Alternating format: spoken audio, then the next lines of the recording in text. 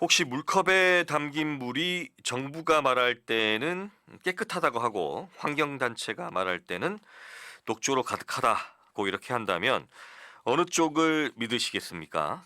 지난달 환경단체와 시민들로 구성된 낙동강 녹조 시민조사단, 낙동강 일대의 유해 남조류, 즉 녹조 세포수를 조사를 했는데 특정 지점에서는 환경단체의 측정값과 기후에너지환경부의 측정값이 무려 8,600배 넘게 차이가 났다고 합니다. 정부는 0이라고 발표한 곳에서 환경단체는 조류경보제 경계 단계를 훌쩍 뛰어넘는 수십만 단위의 세포가 검출됐다고 밝혔는데요. 오늘은 관련해서 말씀 나눠보도록 하겠습니다. 노현석 부산환경운동연합 협동사무처장 전화 연결하겠습니다. 노현석 처장님 안녕하십니까? 네, 안녕하십니까. 노현석입니다. 네, 이 8,600배라는 숫자가 주는 충격이 꽤 큰데요. 이게 오차범위라고 하기에는 너무 큰 수치인데 현장에서 보신 낙동강 상황은 실제 어땠습니까, 처장님? 네, 너무 숫자가 커서 감이 안 오는데요. 네. 이게 저희가 이제 직접 채수를 하는 현장에서 본 낙동강은 아무래도 상류에서 하류 전 구간을 하다 보니까 구간에 따라 차이는 좀 있었지만 유속이 느린 곳이라든지 또 강변 일부에서는 이제 녹조가 확인되는 상황이었습니다. 그래서 이제 육안으로는 잘 안 보여도 채수를 해서 채수병으로 들여다보면 이제 알갱이들이 둥둥 떠 있는 상황이었고 시민조사단 측정에서 상주보 기준은 46만 셀 이제 수준이 나왔는데 이는 조류경보제 기준으로 경계 단계를 크게 넘긴 수치입니다. 이 수치는 이제 단순히 녹조가 있다라는 수준이 아니라 이미 관리 단계 이상으로 들어갔어야 된다는 의미를 나타내고요. 그래서 단순한 오차범위라기보다 실제 현장 조건과 측정 방식의 차이가 반영된 결과를 보는 게 아닌가 뭐 이렇게 생각합니다. 네. 가장 중요한 것은 왜 이렇게 크게 차이가 나냐, 다르냐 이런 것들인데 이 같은 강물을 떠서 조사를 했습니다. 이 정부의 방식과 시민조사단의 방식 구체적으로 어떻게 다른지 좀 설명해 주십시오. 네, 가장 큰 차이점은 서로의 채수 방식이 조금 다르기 때문입니다. 정부는 이제 강 중앙에서 이제 상층, 중층, 하층 이렇게 수심별로 채수를 하고 섞어서 이제 검사를 하고 반면에 시민조사단은 녹조가 집중되는 강변에 이제 표층에서 채수를 합니다. 이 차이는 이제 단순히 뭐 기술의 차이라기보다 무엇을 기준으로 이제 위험을 판단할 거냐 이런 문제라고 봐지는데 네. 정부의 방식은 하천 전체 그러니까 평균 상태를 보는 데는 의미가 있을 수도 있습니다. 하지만 실제로 녹조가 집중되는 지점이라든지 사람과 동물이 접촉하는 영역을 반영하기는 좀 어렵다 이렇게 봐지고 그래서 이제 반면에 이제 시민조사 방식은 위험이 발생하는 지점을 직접 이제 확인하는 방식이다 보니까 같은 강의를 할지라도 채수 위치와 방식이 다르면 결과가 크게 달라질 수밖에 없는 그 이유가 여기에 있습니다. 네. 자, 그러면 특정 지역에 좀 녹조가 강하게 발생하는 곳을 정부가 조금 과소평가하고 있다. 그 위험을 좀 줄이고 있다. 뭐 그렇게 환경단체에서는 보시는 것 같아요. 어떻습니까? 예, 그런 영향이 없지 않아 있습니다. 실제로 녹조의 특성상 남조류의 특성상 이제 강 전체에 이제 분포한 게 아니라 이제 수면 가까이에 떠오르고 이제 정체 구간이라든지 이런 강변에 이제 많이 모이는 특성이 있거든요. 네. 네, 그런데 이런 특성을 이제 고려하지 않고 이제 수심 전체를 이제 섞어버리니까 당연히 이제 농도가 희석된다라고 이제 봐집니다. 그래서 이제 앞서 말씀드렸듯이 평균 수질은 확인되지만 실제 위험이 발생한 지점은 반영이 안 될 수도 있다.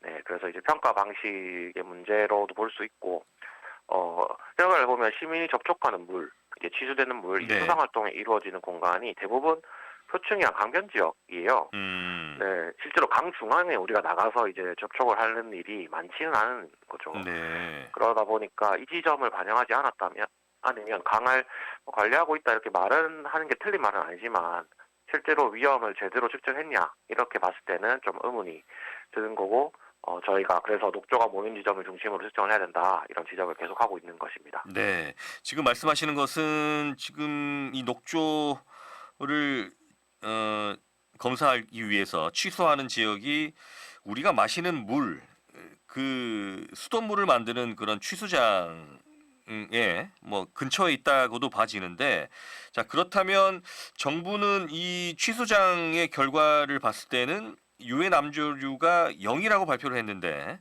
이 시민조사단은 15만에서 40만 셀이 나왔어요. 자, 이 부분은 어떻게 좀 설명이 돼야 되는 겁니까?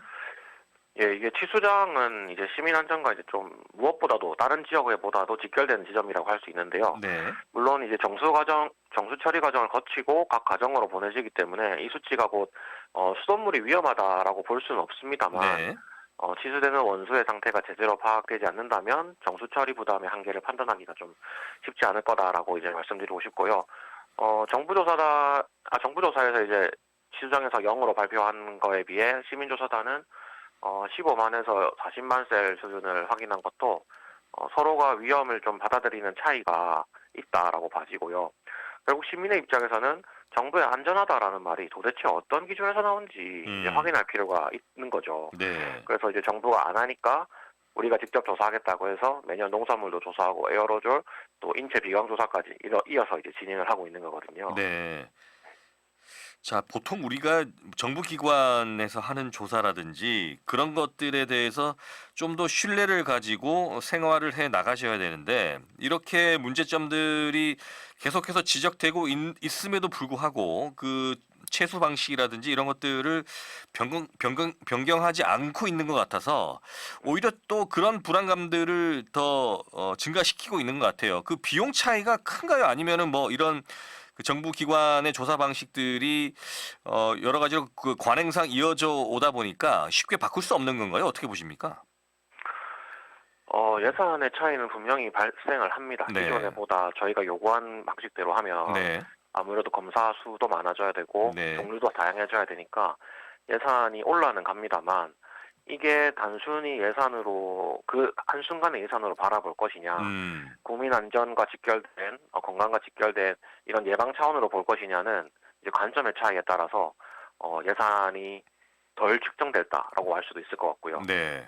네, 더 측정됐다고도 이렇게 볼 수도 있을 것 같습니다. 네. 이 어떤 특정 법안과 관련해서도 문제점이 있거나 뭐 이런 경우에는 계속해서 개정이 되고 한 해 한 해 바뀌는 부분들이 많은데 이 조사 방식 관련해서는 몇 년째 시민단체가 계속해서 지적을 하는 것 같아요. 그렇죠? 네, 맞습니다. 예. 네. 그럼에도 불구하고 이 기존 방식을 유지하는데 그 유지하는 이유도 좀 궁금한 것 같습니다. 좀 변화가 필요하지 않을까라는 생각도 드네요, 차장님. 아무래도 뭐 현장의 차이가 아닌가 싶기도 한데 네. 이제 그냥 단순히 숫자 데이터가 모여 있는 숫자로 보는 것과 네. 실제 현장에 나가서 느끼는 그 지점들은 분명히 차이가 있습니다. 그렇죠. 네, 그리고 이제 조사원들도 어디서 했느냐에 따라서 분명히 다를 텐데 직접 조사를 한 분들은 이게 심각하다는 걸 알 거예요. 네. 근데 이걸 판단하는 단위에서는 현장을 얼마나 나가봤는지 그리고 나갔다고 하더라도 언제 나갔는지에 따라서 네. 이 위험성이 좀 달라질 것 같거든요. 네. 네, 그래서 실제로 계속 그런 요구가 있었고 공동조사를 작년에는 진행을 하긴 했는데 이제 녹조가 가장 많이 발생했던 시기에 한 게 아니라 살짝 비껴나가지고 뒤에 이제 공동조사를 하다 보니 좀 유의미한 데이터가 부족하게 나온 게 없지 않아 있는데요. 네. 그래서 올해는 이제 좀 빨리 시작을 해서 정말 의미 있는 데이터를 서로 확보하고 국민의 생명과 건강을 책임지는 정책들이 좀 빨리 만들어지기를 바라는 마음입니다. 네. 이런 부분들은 어쨌든 최우선의 국민들의 안전과 뭐 시민들의 어떤 그런 그 물 사용에 대한 어떤 그런 것들이 잘 보장이 돼야겠다라는 그런 생각이 듭니다. 자, 지금 이 시기에 또 여러 가지로 말씀들이 나오는 게 이 녹조가 창궐하는 근본적인 원인은 무엇인가라는 이 부분이거든요. 사실 환경시민단체에서는 이 낙동강에 있는 4대 강에 있는 보도 철거를 해야 된다. 뭐 이런 주장을 강하게 하고 있고 뭐 일부에서는 녹조의 원인인 여러 가지 환경적 요소들이 이 강으로 흘러 들어와서 그렇게 발생을 한다라고도 말씀을 하시는데 이게 어떻게 좀 봐야 되는 겁니까?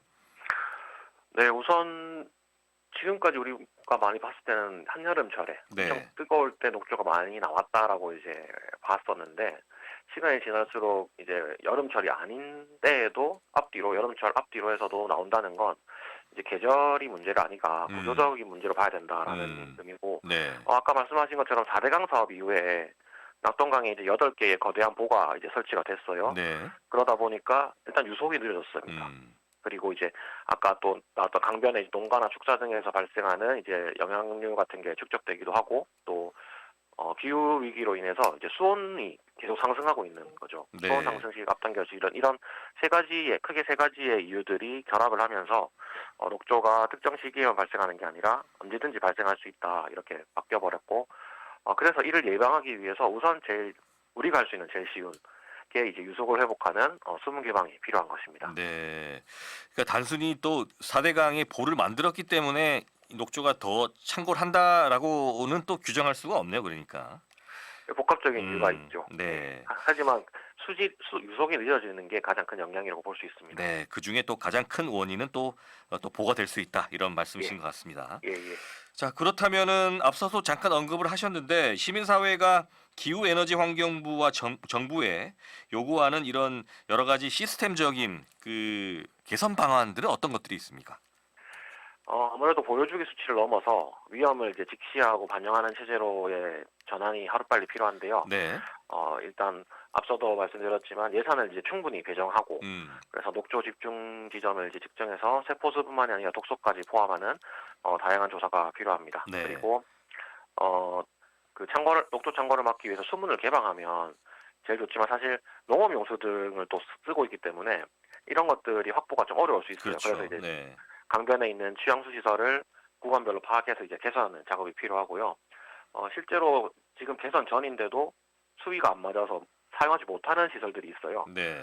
그런 건 있으나 마마하기 때문에 검사해서 다시 개보수를 하는 필요가 있고 그리고 친수구역 중심의 이제 모니터링 확대를 좀 진행하고 무엇보다 이 모든 조사가 이제 정기적이고 투명하게 공개되어야 하겠죠. 네. 네, 그래서 측정 방식과 정보 공개를 함께 이제 바꿔 나갈 때 낙동강이 점차 안전하게 흐를 수 있을 거다라고 저희가 요구하고 생각하고 있습니다. 네. 뭐 돈 문제도 중요하고 관련해서 인적 구성을 어떻게 해야 되는지도 중요한데 어쨌든 가장 적합하게 또 실용적으로 할 수 있는 방안들을 또 국민들이 안전하게 또 물을 이용할 수 있는 그런 방법들을 찾아서 관리할 수 있는 그런 시스템을 만들어 나가는 게 중요하다는 생각을 다시 한번 하게 됩니다. 마지막으로 이와 관련해서 우리 처장님께서 우리 청취자분들에게 전하고 싶은 말씀이 있습니까? 네, 낙동강은 영남 1,300만 명 주민의 이제 식수원입니다. 깃들어 사는 동물들을 포함한 모든 생명체의 식수원인데 이제 녹조 발생은 일부 지역의 환경 문제를 넘어서서 이제 생명의 안전과 건강을 위협하는 재난의 수준까지 올라갔다고 봐집니다. 그래서 민간조사든 공동조사든 어떤 수치가 맞냐 아니냐를 말하기 전에 어떤 방식이 위험을 더 정확히 반영하느냐에 좀 집중할 필요가 있습니다. 네, 그래서 다행히 이번 정부에서는 4대강 재자연화가 환경 분야 이제 1공약으로 들어왔기 때문에 좀 낙동강을 살리는 정책을 하루빨리 시행을 요청드리고 또 지금 함께하고 계시는 청취자분들은 이 문제가 단순히 지역의 이제 환경 문제가 아니라 우리 생활과도 직결된 문제로 인식하고 또 관심 가져주시길 좀 부탁드립니다. 네. 오늘 말씀은 여기서 정리하겠습니다. 고맙습니다, 처장님. 네, 고맙습니다. 네, 지금까지 노현석 부산환경운동연합 협동사무처장이었습니다.